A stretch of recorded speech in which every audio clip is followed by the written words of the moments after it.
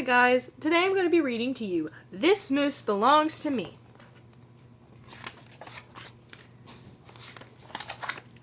Wilfred owned a moose.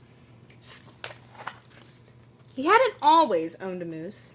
The moose came to him a while ago and he knew, just knew, that it was meant to be his. He thought he would call him Marcel. He began following Marcel, explaining the rules of how to be a good pet. Much of the time, it seemed as though the moose wasn't listening, but Wilfred knew he was, mostly because he followed Rule 4 very well, not making too much noise while Wilfred played his record collection. Sometimes, the moose wasn't a very good pet. He generally ignored Rule number 7, going whichever way Wilfred wants to go. The moose had a very good sense of direction, and Wilfred did not.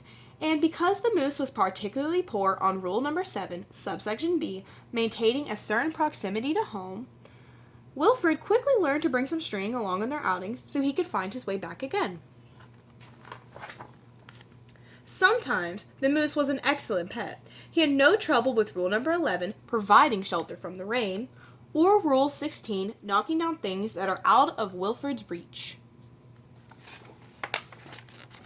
One day, as Wilfred discussed their plans for the coming year on a particularly long walk, he made a terrible discovery.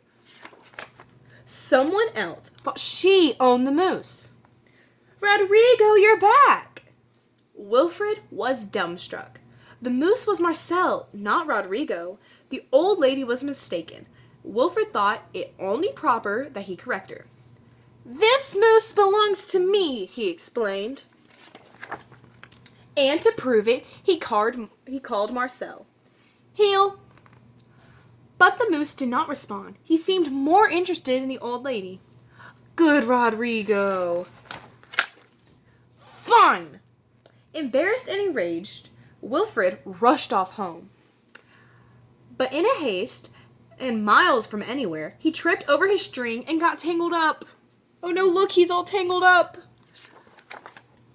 And there he lay. Wilfred was beginning to get a little bit worried. It was getting late, and the monsters would be out soon. He had just ruled out all of his options when along came the moose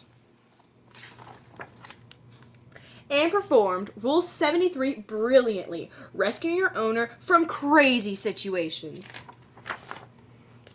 All was forgiven, and perhaps, Wilfred admitted, he never really owned the moose anyway.